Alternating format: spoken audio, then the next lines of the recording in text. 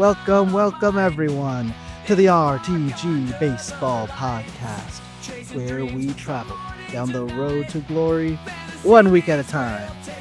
We're going to break down the week that wasn't fantasy, check out the leaders in the league, and then pivot to this week's IRL baseball topic, playoff structure. I'm your host and commissioner and gallant loser, Coach Will. And I'm joined tonight by a resident Red Sox fan and serial third place finisher, Coach Ed. How's it going, Mark? We are mourning a tragedy. For some reason, Are we? the entire Pop and Soda Cans team forgot that there was a game to play, and Who is me?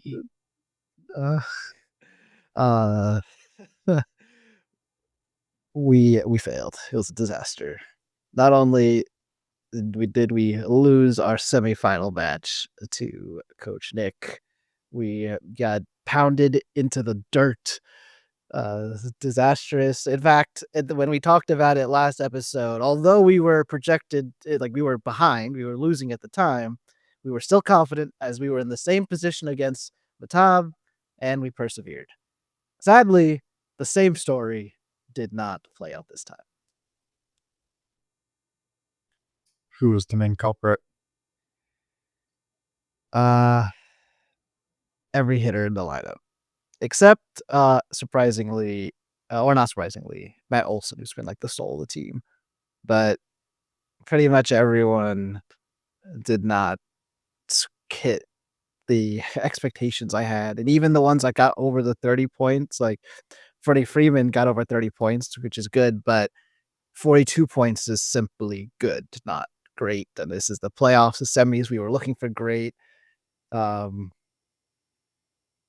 our pitchers, even all of them. So the matchup against Matab, I again had a low total game started count as we went for quality, not quantity, and then had the plan of being backed by our relievers. Everything that I praised about my team last week. This time, the starting pitchers did have quality starts, but except for Clayton Kershaw, who had a quite bad start and lost me points. But then my relievers did not work out for me. Your former reliever, Abner Uribe, only pitched once the whole week. Aroldis Chapman did pitch multiple times, but did not get saves multiple times. He was used in non-save situations and allowed runs, which was good for the Yankees, but not good for the Soda Cans. And David Bednar was good. He actually worked out. He got me a lot of points, but was not nearly enough compared to basically all of Nick's all-stars showed up, as they should, as their all-stars. And yeah, we got crushed. 749 points to 487. Did Jordan miss any games? I saw that clip of him rolling his ankle going across home plate. It looked pretty gnarly. Yeah, he is out now, but it did not affect it did not affect the games of the semifinal matchup. But in an alternate timeline where we won, suddenly I would not have Jordan. Well, it depends if I would have started or not. You would think I probably would have played safe and not started him in the championship round. What day was it? Was it on Sunday that we? So he played. His last game played was, it's actually yesterday. So today he probably will not play. But when it actually happened, let's see. Because they happened, Oh yeah, you're right. Sunday. So it did happen on Monday. So in that case, you would not have been able to prepare for that. Oh, well, that 1% makes me feel good, but does not overcome the 99% of the pain of losing. Makes me feel bad. But you're right. That would have been bad. That scenario. But look, credit to Nick. Dominant season all year. He continues it. His 2 weeks of bye preparation paid off. Um, he had a great performance from Cal Raleigh as he's gotten most of the year. Also, you may not know this player, but on the Diamondbacks, Geraldo Perdomo, also excellent. Uh, he scored, was it 60 points? Um, he's a 290 hitter, 19 home runs right now in real life. Played 100. Wow, played 150. He played almost every game, if not every game of the season so far for the Diamondbacks. Pretty cool. Like, Um, Jackson Merrill, who Nick had to survive being out for some of this year, also scored 60 points. Breakout Tampa Bay Ray, Junior Cabanero, 56.5 points. And then he also it's not like he had like all these games started either. But in fact, how many? He had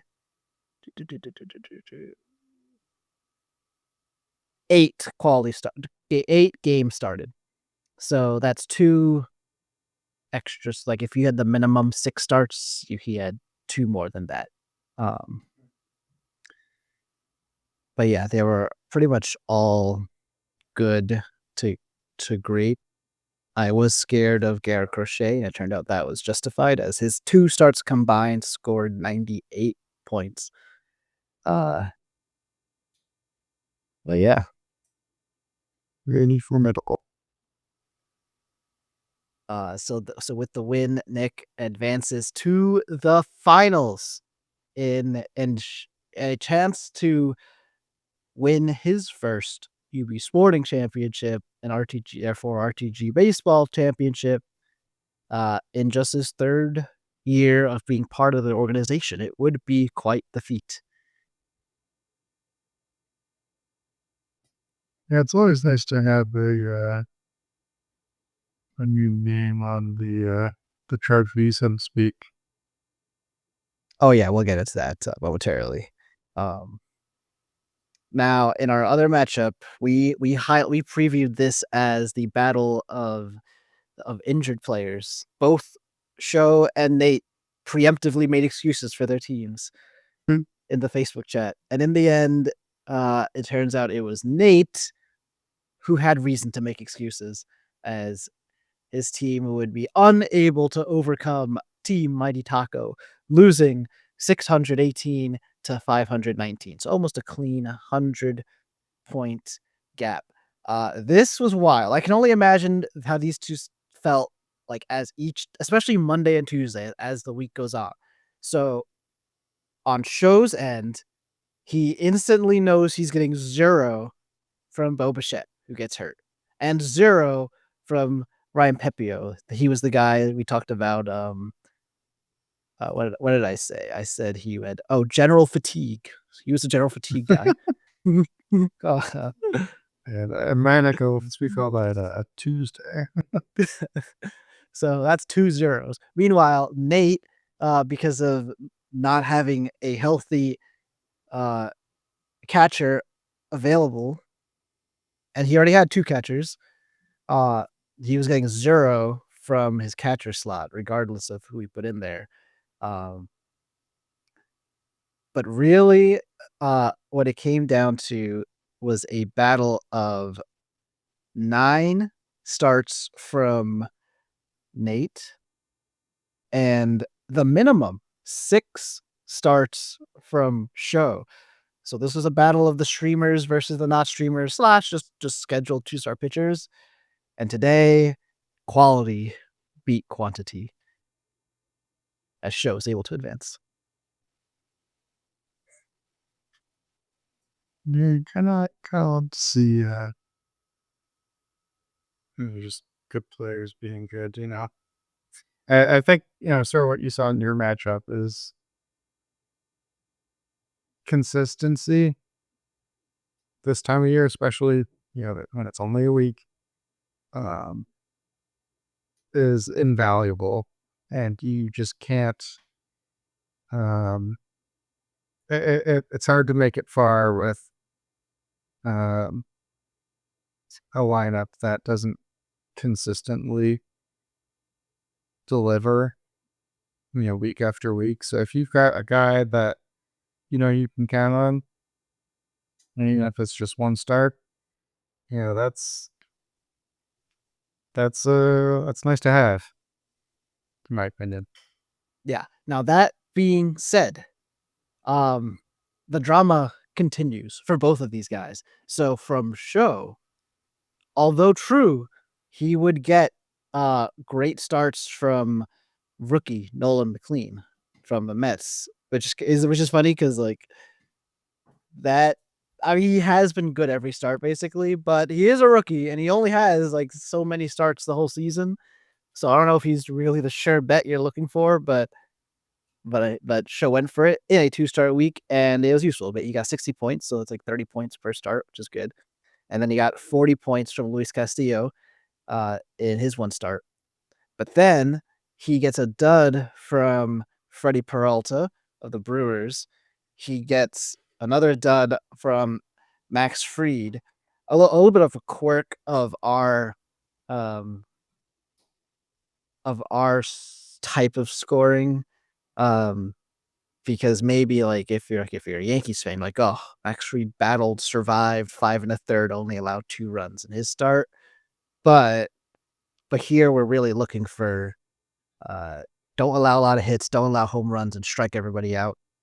And he allowed 2 walks and 9 hits.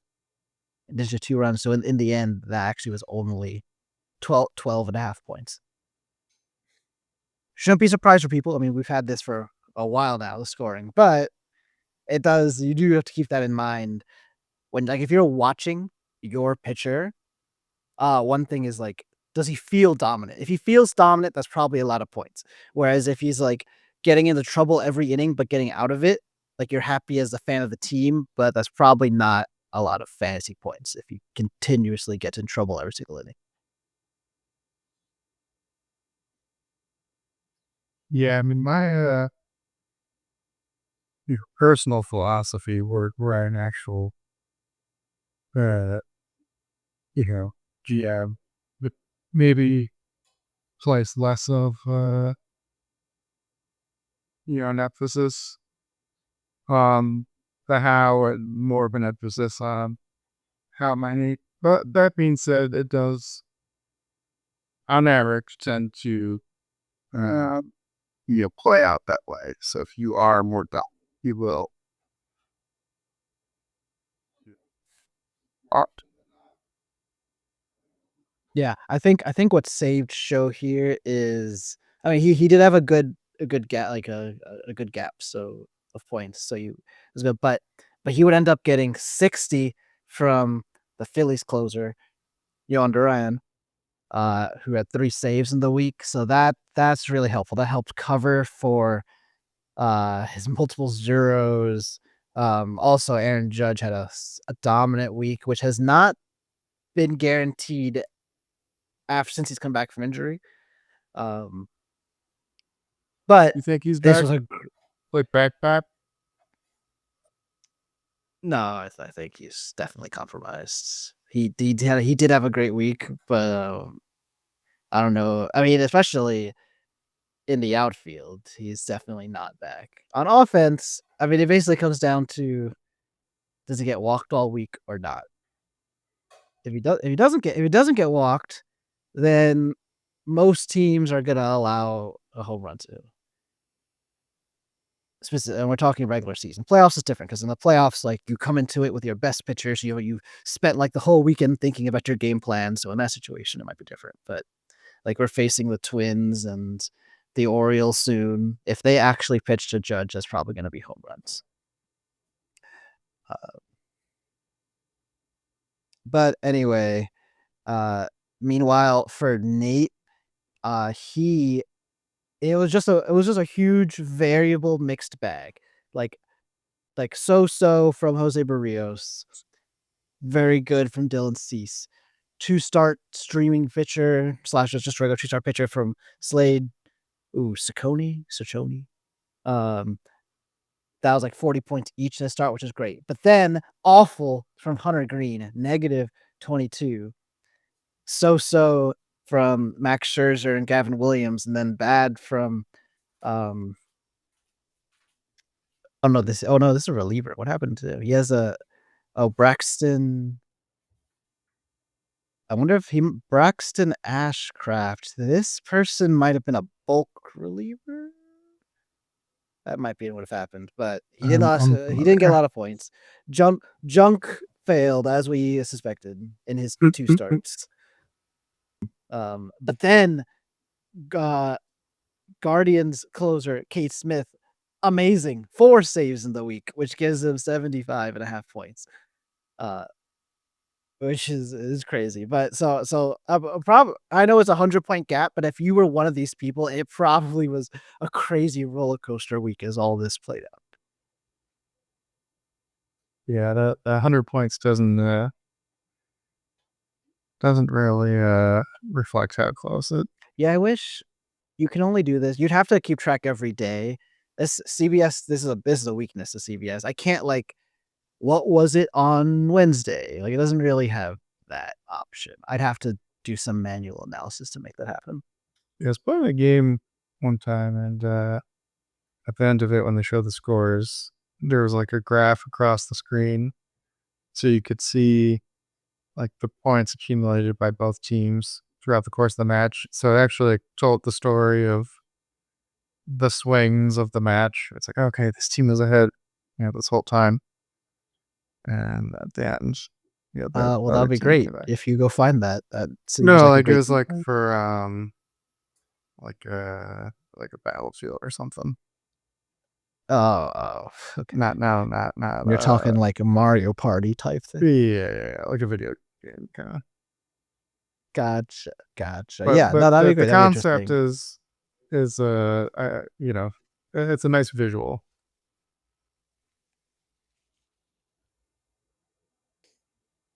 With that, uh, it sets up our championship matchup.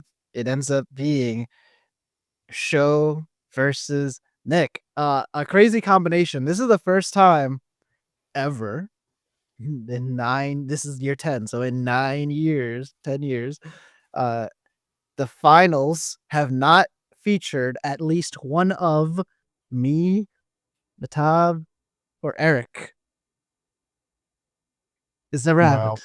Wow. So we're in new territory. And Get that fresh blood in these, I there, mean,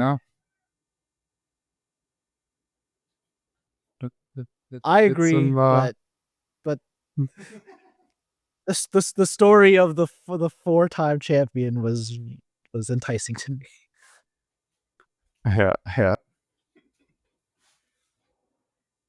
No, But no, yeah. I'd like to say I believed in the show the whole time, but uh I doubted him every second. So Yeah, no, really, these teams have got they have different stories. Like on the surface, the similarities are for a lot of the year they were near the top of total points. So they were definitely contenders the whole season. Also, they had not this is the first year for both of them that they were ever top contenders. In fact, Nick, although he's made the playoffs both of the past years, he has never had the bye, and he's actually been eliminated in the quarterfinals both of the past 2 seasons. Meanwhile, Show never. This is his first time in the playoffs at all in RtG baseball, and he finds himself in the championship. despite injuring Tristan Casas and Rowan Anthony. Yeah, he leaves a trail of bodies from Boston in his wake to get here. But now the difference is so. I mean, the number one I see is Show came in from winning the consolation bracket last year, and therefore having the number one overall draft Um, pick this year. That number one pick was Aaron Judge. But then Nick himself, since he was a playoff team, he was in the middle of the pack. He in fact drafted 8th overall in our standard draft, so non-snaking draft. In fact, let me just check if he has Kyle Tucker in his lineup right now. That was Nick's number one draft pick, Kyle Tucker, but Kyle Tucker is now injured.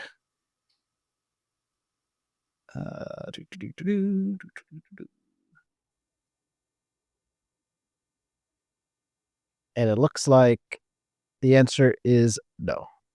So Nick was able to notice fast enough to not start Kyle Tucker. That's good roster depth there. How long is he going to be out? At this exact moment, it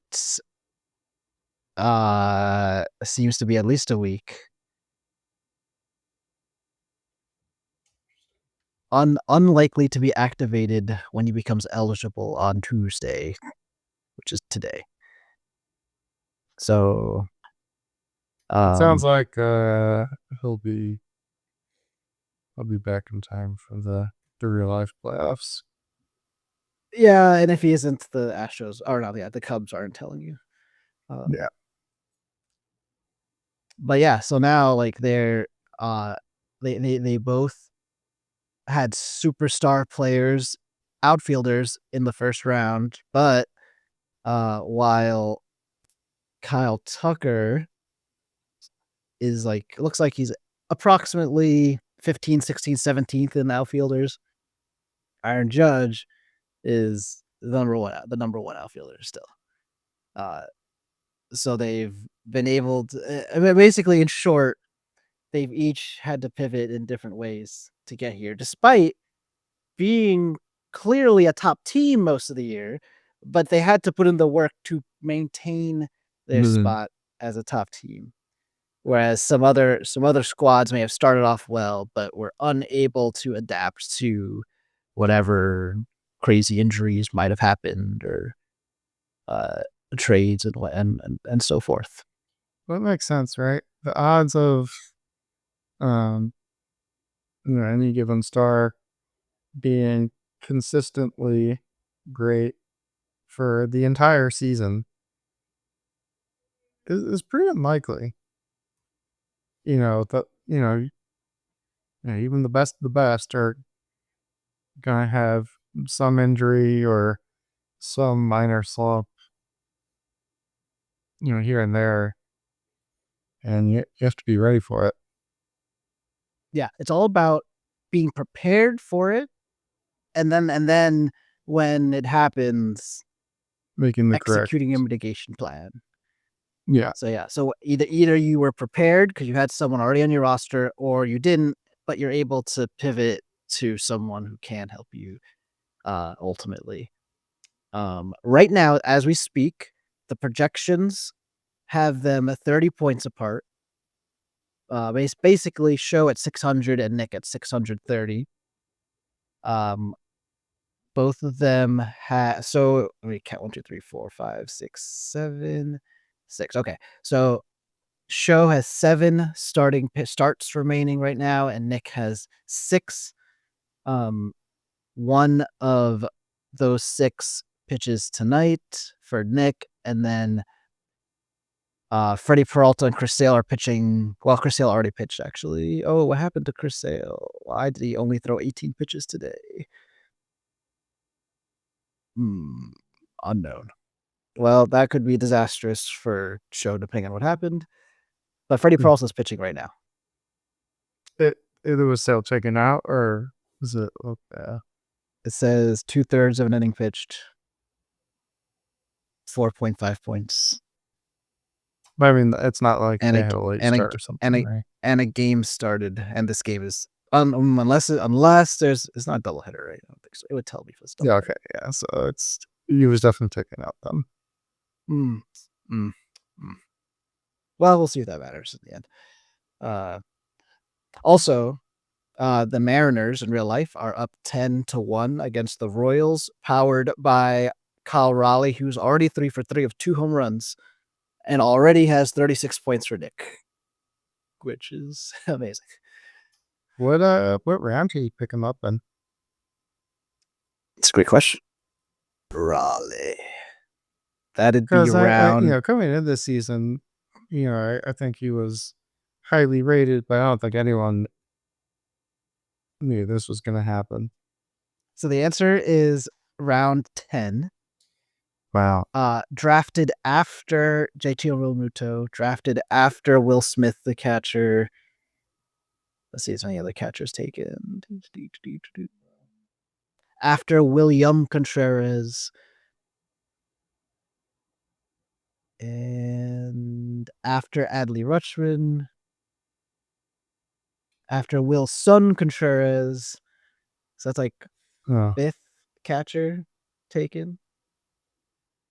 Side note, I just saw something I've never seen before. I saw a foul or a swing bunt go down the line, went to the left of the line, to the right of the line, left to the line, and then stopped directly on the line. Oh my god. I've never seen that. That what physics led to this? Who cut the Well, grass? it rather like it didn't go totally over the line back and forth, but it was like left, right, left, just Oh my like god. little bumps in the ground and then Like just in other stopped right words, in line. like difficult for a third baseman to decide if it's actually gonna go foul. Well, and it was foul at one point. So it was fair, then it was foul, then it was fair, wobbled, and then stayed as it bounced down the line. But yeah, that's the kind of pickup that can win you a championship. Yeah. Getting a bat that elite that late. Yeah, if it is Nick who is victorious here, that's a great question you asked, because in this round 10, with the number 1 pick in round 10, Show selected his catcher, Will Smith. And then later in that round, Nick would pick his catcher, Cal Raleigh. So what would have been moment for Show Wow, if it doesn't go as well here? that would be something Now I'm sure you could like find a bunch of these if you really comb this draft, but this one really stands out. for sure. It reminds me of the year Rachel somehow won in football. Football, yeah. Um, because she drafted Patrick Mahomes as her backup quarterback. The year of his breakout. Uh, so And that was able to opportunity isn't always notice there. to put him as a starter. Yeah, and managed to put him in as the starter. um, Uh, but those opportunities are there. You got them at the draft. Just think it might not matter, and those might be the most important picks. for sure, for sure. That'd be a fun exercise in the offseason, like going backwards from the end of the draft, what were like the most meaningful picks? And then in the other direction from the top of the draft, which are just the most useless, horrible picks. I mean, Uh, Jordan for me, yeah, unfortunately, or literally, that's gonna be up there. literally nothing. Well, I might have turned him into something with the trade, but for this season, nothing. Maybe he is currently ranked number 287 of all batters. So, if you're Uh-huh. curious, Uh-huh. an interesting one will be Mookie Betts, who really has he hasn't turned it around fast enough for his overall ranking to be high right Yeah. now, which is interesting. Well, But and let's here's not a get distracted. That curious. is a Yeah, future one. Let's hold our thoughts on that, because that's another. That's a cool. Stay tuned for our draft analysis of the biggest busts and biggest boons at the end of the draft. Um, So that's the finals. Very excited. We will be crowning a new champion, and we haven't mentioned it. Let's not forget the cold hard cash on the line. If you forget, everyone gave in a $30 buy-in. 5 of those $30 are to help me actually pay for the CBS league because a lot of the nice settings we get come from the paid version of it. So, gracias for that. The rest of that, the $25 each from everybody, is our pot. $200 will be awarded to our winner, $75 to the runner up, and $25, so like getting your buy-in back, to whoever is third place, which will be either myself or will be Nate. I know what I would spend the money on. Oh, I could afford a hot dog and a soda at Sunway. I mean, yeah, touche. Or the Yankee Stadium chicken buckets. Yes, You might. I did get on my RtG baseball field trip featuring me, Rachel, and Jamie to Yankee Stadium. We did split a chicken bucket, and it was great. That's actually amazing. Why don't I need to go grab something? Give us your rundown of your Yankee Stadium experience because I heard rumors that there was not as much baseball played as you would have hoped. Well, they set it all in. We had like I don't know, maybe an hour and a half rain delay because of the monsoon. Um, but managed to fit the game in. Got in a trip to Monument Park finally, which I'd been meaning to go to, but you have to get there pretty early, and there's a line. So and they close it like 30 minutes before the game starts. So there's actually a pretty narrow window where you're able to go. Um, Rachel was underwhelmed by Monument Park. I was whelmed. I think it was exactly what I expected. Though I was not. The one thing that did surprise me was the uh, random nod to Nelson Mandela of all people. You had all Oh, these Yankees legends and then Nelson Mandela who had flag, which caught me off guard. just to keep you on your toes. So, Yeah, yeah. was I it guess already he raining when you guys went there?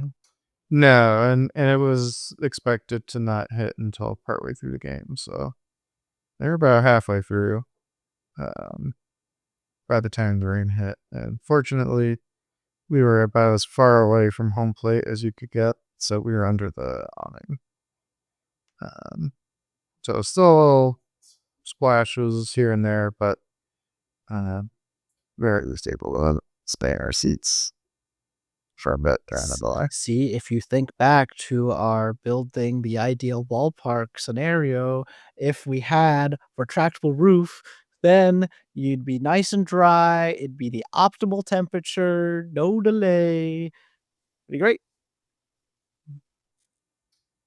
Um, In yeah, fact, I that's hope not Jamie as thought about fun. that as he was against my beautiful retractable roof. So I hope No, that this is I karma for. experienced it, and I would do it again. All right, you can go back in an April rain delay and see how you like the 40 degrees rain droplets. uh, Nothing like a bit of crisp weather to get you in a baseball mood. That just means it's closer to October. Uh, so right before we flip to our IRL segment, we will shout out our draft pick bowl championship round, which was AKA the losers bracket. well, no, we have successfully rebrand. I So say this as someone who wasn't good enough to stay in, so it's true. You didn't even make it into the tournament. In fact, history will show you just didn't win the play-in, just didn't weren't on any kind of playoff. So Uh, I'm an authority on this matter.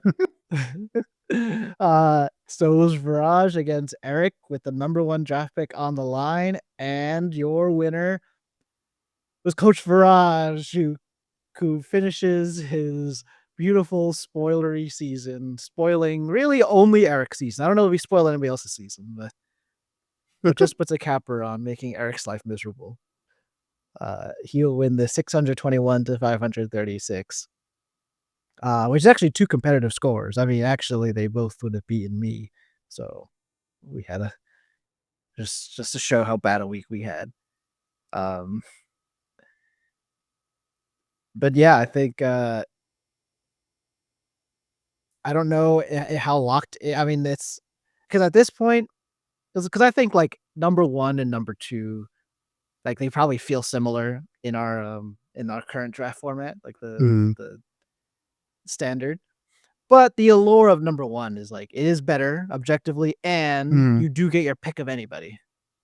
So you can yeah. actually like very easily plan what you're gonna do in the off season. Whereas if you're picking second, third, or fourth, you need to have like your couple backups in case the person you want gets taken. Well, Um, and in order yeah, to even get to two, you have to be in the fight, for number one. So, um, yeah, it's not like, slouches like me, uh, yeah. have the Well, second pick. I think I'll stand out for Eric, who is unable to achieve that number 1 pick is so he started Shohei Ohtani, the pitcher, who's actually gotten him some like pretty useful point totals, although nothing like super amazing. But because Otani pitches only a couple inning, like 3 innings, 4 innings, or 5 innings at max, like if you're good in that short amount of time, that is like a lot of concentrated points. Because usually what happens is if Mm, like the longer you go, the more chance for hits or the dreaded home run allowed, and then that brings your point total back to earth.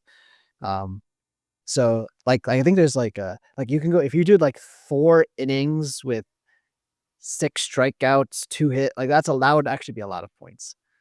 Um, however, uh, the Dodgers did not start him last week at all.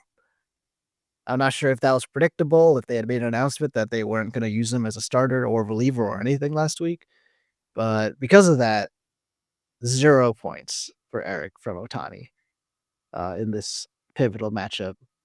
Um, and it's not just that because I mean, there's some other things that could have gone better, but I call out Otani because now I think all eyes are gonna be on Eric. He got Otani off waivers after Show actually abandoned Otani in the middle of the season. Or sorry, not in the middle of the season. Long story short, when we went from Yahoo to CBS, Otani went from being 1 player to 2 players, or sorry, 2 players to 1 player, and then back to 2 players because of a CBS update. And that player was owned by Show back in Yahoo, so he got offered the chance to get him back, and in the end, he didn't because he actually didn't keep Otani. Um, so I think what people will be thinking is, will Eric keep Otani? And if so, is he going to come back to being like an awesome pitcher or not? Because that would be pretty cool. it remains to be seen. Um, but congratulations, Viraj. Uh, that and I think it does feel good. Like I'm like you won your draft pick ball playoff matches. You get like a tangible big reward. There's some like smaller rewards like first, second, and third in the draft pick bowl get their pick of minor leaguers next year if they want one. That's like not already on someone's team, whereas everybody else has to get them in the draft if they want them. So that's nice. Could be good. Like if you have like a favorite minor leaguer, you're guaranteed to get them. Uh, but yeah, we'll see what the future is has in store for both these players. And now, some good stuff. So in our IRL baseball segment, it's inspired by a question from Nick actually in the Facebook chat, where he was asking a question about a potential different format for our fantasy playoffs, particularly the end of the fantasy playoffs, where instead of the scoring happening over one week, it might happen over two combined weeks, uh, which is interesting in its own right. But it made me think about for the real life playoffs, the format that they picked right now. And my question is, are we giving the championship to the best team of the year? And should we do like, and if not, are we happy with it? And if it is, are we happy? I think that's like the framework of what I want to talk about. But what are your thoughts on our current MLB playoff format? So not fantasy. Oh, if you got a fantasy thought, by all means. I'll just say right off the cuff. I don't hate the idea. Um, I think the way a week is divvied up, um, it's not impossible to you know just not have your starts line up. For your best pitchers. Um, and so I think if you have 2 weeks, it's a higher probability that the you know team that is more consistently better comes out on top. I mean, the tricky thing is, fitting everything into a schedule, and you can't, do 2 week matchups for everything. But I don't hate the idea. Well, I guess the schedule constraints. I mean, that's just you have to decide what you're comfortable. Like it might just mean right now everyone faces everyone twice. Maybe we have to decide that not everyone has the same schedule then, if we were gonna do something like that. Um, or we have to dabble Yeah, into and the there's last a push and week of pull the to it. year. Yeah, I think that's all it is. Is there? It's not a those weeks have to come from somewhere, and you have to decide if that trade off is worth it. But um, I'm more so just saying, like, on its face, um, I I think it's a reasonable take. Well, so diving in more to that then, so we have something similar right now, and we've had it for I think all our years, which is there's usually the very first week of the year Mm. and the All-Star break week. Those are um 2-week matchups. However, because of the real life schedule, like it's really a week and a half matchup because it's like Mhm. 10 full days. So in this case, it would be 14 days, a full 2 weeks. You would probably most pitchers would be 3 start pitchers, although maybe there'll be a couple just 2 like, 'cause, if you were a 2-star pitcher in week 1, then you're a 1-star pitcher in week 2. If you're a 1-star pitcher in week 1, you might be a 2-star pitcher in week 2. So I guess it would be a mixture of 3-star pitchers and 2-star pitchers. Um, But I think then you would probably end up with um, a closer number of total starts on average. well, what's interesting is I think this is true, but someone could fact check me if they wanna do the analysis. In those, like, 9 or 10-day matchups, like the one the All-Star at the after the All-Star break, I think basically everyone is exactly a 2-star pitcher Mm. because there's not enough days for anyone to have gotten a 3. 3rd start, and, There's too many for them to you're only have to 1. only get 1, which that's not intentional, that's just because that's how, like, the real life schedule is, but I think that's worth consideration too, like, maybe that would make sure no matter who you pick, um, everyone's gonna have 2 starts. Yeah, I mean, the argument I could see against it is, you know, it, um, negatively, um, incentivizes or doesn't reward, uh, coaches who are able to stream players effectively. So if that's a strategy that is, that we value, Mhm. this would, you know, lessen, uh, the impact of being able to do that.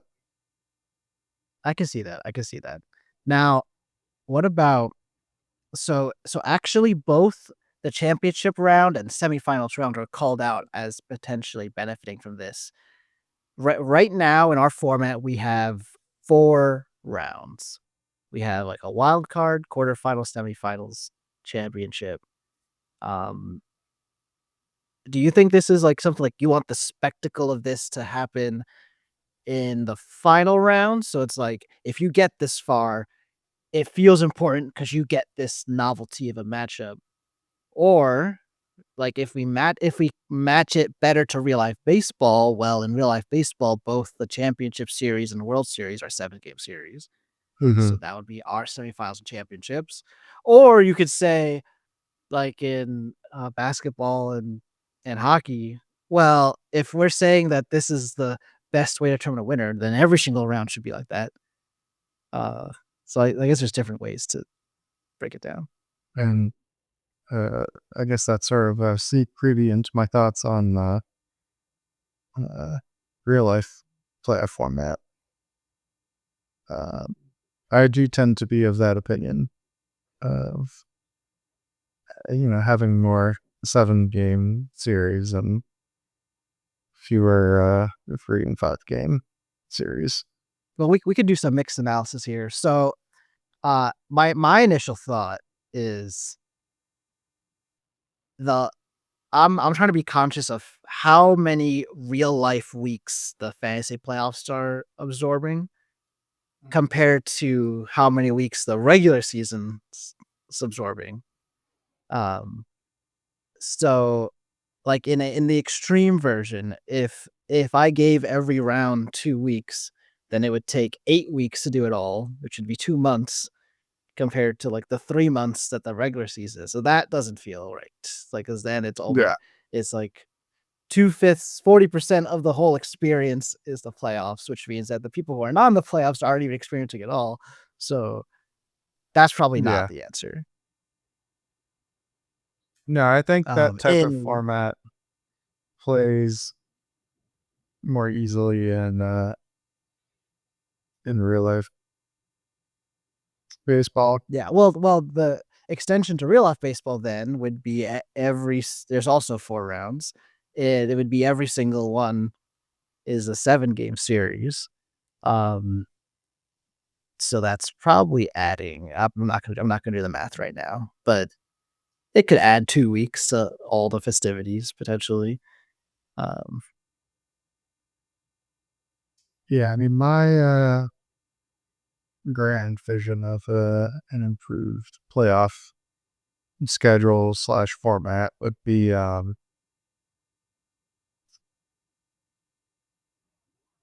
fewer regular season games, to make up for it, because I do think the regular season is a little too long.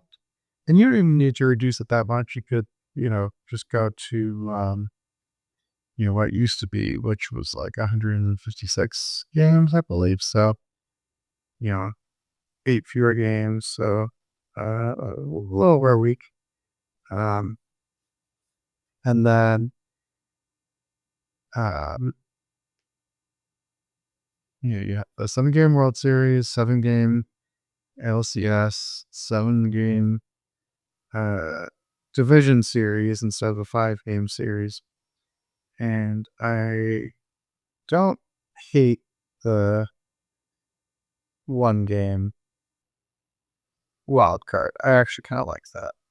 Yeah, I think the last time we talked about this topic, we were, like, pretty big fans of the one game wild playoff game. Like, I like that better than the freaking series because that just ends up feel like in terms of like opportunity for a team to win, not that different from just winning one game. And in terms of excitement, it's much lower than one game. Yeah, I mean, I think since it seems like neither of our teams will be division winners, if we make the playoffs, we're gonna be in this wild card series. So we'll actually get a chance to experience it because I'm trying to think. I guess the Yankees were in one in 2020. So we played 2 games in Cleveland and we won both of those games. So there was no Well, game there's no 3. baseball in 2020. It was There's no all base. mirage. It was just an illusion. Illusions. But but it'll be good to like now under normal circumstances see it. But on paper, I definitely am not a fan of basically for the same reasons. It's the actually here's one positive. On paper, we've been playing 3-game series all year, so it is nice for the playoffs to mimic what we've been doing all year. So I think that, like, if you were building a sport from the ground up, this feels like an idea somebody would propose. Mhm. Yeah, So, and in theory, it sounds okay. I just haven't in practice, it hasn't done it for me.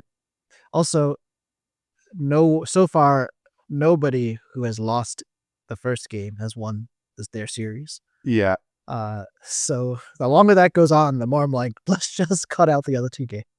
yeah. Just make it 1 game. I think it also doing it that way, um, I go one of the nice things I liked about the one game format was it maintained emphasis and value on winning the division. If you won the division, you didn't have to go to this one game playoff. Uh, and I already forgot my second point. Well, I mean, it just felt like it's like it's like basically it is. It's also a tiebreaker game. That's at the end of the day. Yeah. It's what teams used to do if they needed a tiebreaker at the end of the season. And like different sports, like basketball and like football, like you're bringing like in football, if your pitcher is like the QB, that pitcher's the same every time. So a series is different. A series is testing your pitching depth. But in like this tiebreaker game, I just want my best versus your best, and that decides it. And if your best pitcher is really bad, then I mean, that's a reflection of your team. You're gonna have to overcome that. But now, uh, like that could be a mismatch in the first game, but then a mismatch the other way in the second game, and then both it's probably gonna be if any game goes to the third game, it's just gonna be bullpen games, like the pitchers we pulled in like the third inning or something. Um, I don't know. It was just cleaner with one. Um, do you think like the World Series has pretty much been 7 games for as long as we've known that there's a World Mhm. Series? Is it plausible that the magic number was something different than 7? Because I think 7 feels good, but it's not I think 5 feels like the wrong answer, and we know that because we watch division series, so we can see Yeah. that. But it's not like we tried other numbers for the World Series. No, but I think the fact that kind of like you said, it feels right. Like 5 just feels like not enough. And I think after 7, it starts to become more than just a series. You know, it just becomes a little much. I don't know. I think 7. What was that double play? Oh shoot, that's the end of the game. Um, just watching the Red Sox put up 1 run against the Athletics. Ugh. Anyways, um, yeah, I mean the other option to go or the next option would need to go up to 9, right? Um, that's just a lot. That's like 2 weeks. Well, I guess the other option, I mean, there's also, I mean, you could change the home to home, 3 away to home. That would make it feel different. There's also, um, all the even numbers. What that means is that basically somebody's been given a game in hand. So that would be like if the wild card series was actually only 2 games and the higher seed already has a win. That would be that's what happens if you do any even number. Which there's some sports that do that. So like now, if you're the underdog, you need to beat them back to back. Whereas if you're the home team, you're the overdog, the big dog, you have one mulligan. You just have to win once. Yeah. I think I would like that 2 game one in the world where there's only the NL wildcard game singular and the AL wildcard game singular. But right now there's 4 of them, and that'd be hard. That just would be logistically like annoying to keep track of for 4 different games, just like to talk on. I'm just imagining like all the recaps in sports radio and MLB Network. It's- Like you do want it to be simple to understand too. Um, but yeah, I know I do kind of like I like that making the championship series like something feels different, and that part of that is you've gone from 5 games to 7 games. So I do like that aspect. Now the but what I'm willing to experiment with is if we ever do get a division series at 7 games, maybe what that'll do is make that series feel more important, and that could be interesting. So, because in Yeah. my warped world right now, if we if we don't get past the wild card series, failure, and if we don't get past the division series, also failure. But maybe it would feel different if the division series was presented how the championship series is presented. Yeah, and I think part of, at least for me, the thought process is, you play such a long season that's, you know, uh, you know, yeah, it's not football where it's like every single game is the most important, you know, it's about the long game, and to then have it all come down to, a small number of games, sport where, any team is going to win on any given night. Um, it, I, I don't like it when the playoffs feel coin flippy. Like, I want to feel like the better team wins most of the time. And, I feel like in a 7 game series, you have the opportunity to show that you're the better team. Yeah, maybe it's Um, like the better team. The format should give the advantage to the better team, and in a long sample size, that should mean the better teams usually win. It's not impossible. It just means if you're the underdog, you need to overcome yeah. something. Uh, so which is what home field advantage was supposed to be, but right now, like I'm not convinced that does anything. Well, But I maybe know maybe not this year. maybe not this year. We talked about the home roads last episode, but I still need to see it play out. We'll we'll see. Sure. Like um You're not in the playoffs. I think what might be cool is if like in a 7 game series right now it's 2 games off day, 3 games off day, 2 games. Like maybe we need to cut out one of the off days. Because I'm thinking the Tigers, assuming Tariq Skubal recovers in time for the playoffs.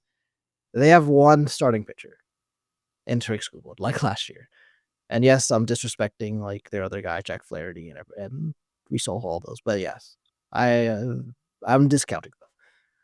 They got Tariq Skubal. But How'd you with guys do off against them? days, We last didn't week, even have to face Tree School, and we still and they we got they dominated. still dusted you guys. Yes, but we dominated their bullpen game, so there's that. Uh, Well, this is what happens in when the game. you disrespect the Tigers. Oh man, that's gonna be I'm convinced we can defeat any Central T in the playoffs. Like we've never lost to Central T in the playoffs, like for ages. So hopefully that doesn't end this year. But what I'm saying is, in a You heard it series here with first, multiple folks. off, in a series with multiple off days, like what you could do is you could have Tariq Skubal, lesser pitcher, off day, bullpen game, Tariq Skubal again, off day, and then all hands on deck for game 5. Um, and it is what they did last year. Or put him on 3 days rest, whatever you want to do. But what you could do instead is you could have like game 1, 2, 3, 4. Then if we need the tiebreaker, game 5, then off day, and then both teams are ready, bullpens rested, game 5. That seems kind of cool, and it makes things go faster.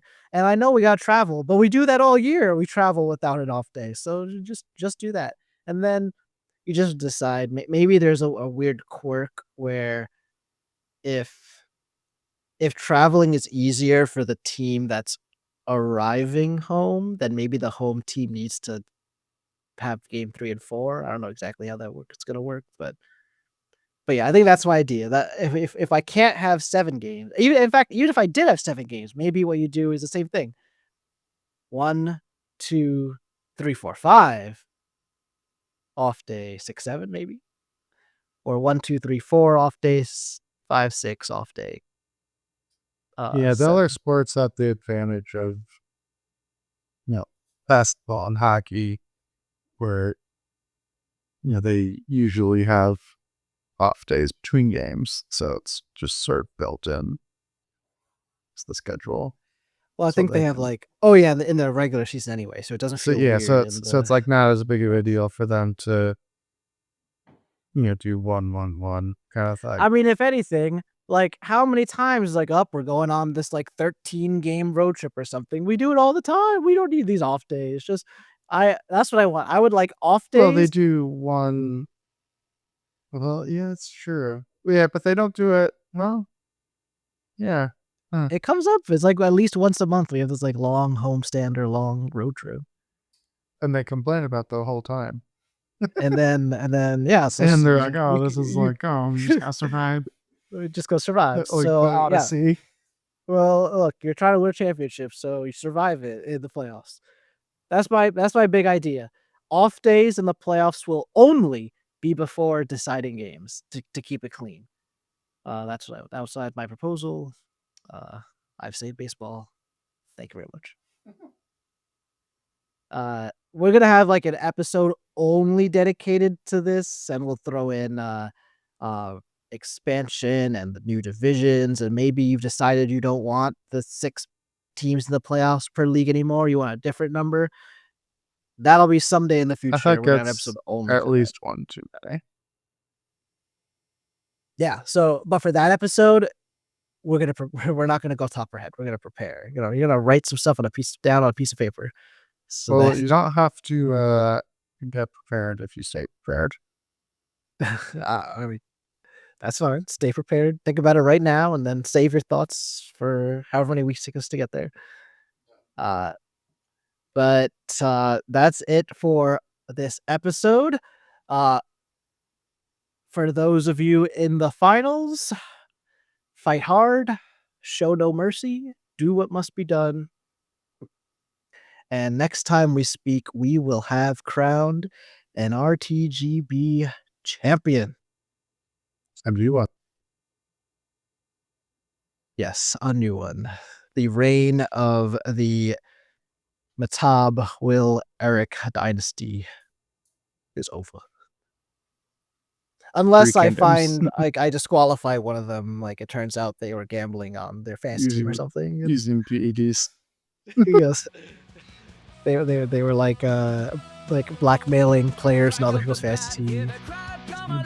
Shows no juice.